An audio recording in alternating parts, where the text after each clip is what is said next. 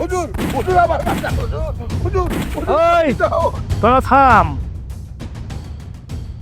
ওই কালাম, আমারে আমারে তোর কি মনে হয় আমি আসাদ চৌধুরী কাউরে কি দয়া করি?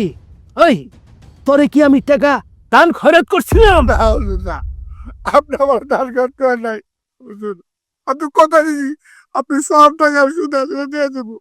কি করুন কর, এইবার যে বৃষ্টি হয়েছে আমার বৃষ্টিতে সব ধান নষ্ট হয়ে গেছে। 20 তারিখে তোরে সুদে আসলে টাকা দেওয়ানোর কথা ছিল, আজকা 22 তারিখ। এই 2 দিন যে টাকা মার্কেটে ঘুরলো, এই লস কে দিবে?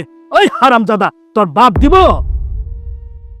আমি তো কথা দিচ্ছি আপনি আমার একটা সপ্তাহ সময় দিন, প্রয়োজন বললাম মাসে বাড়ি কাম করে আপনি সব টাকা চুকিয়ে দেবো।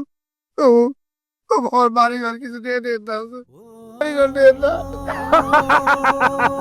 এই বাড়িতে আমি দখল করমই।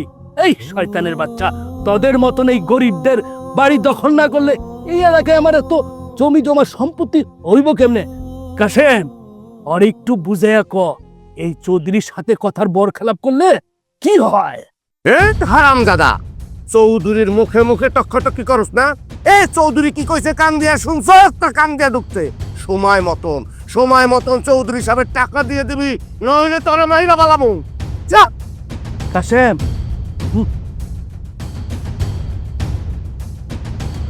ও ও ও ও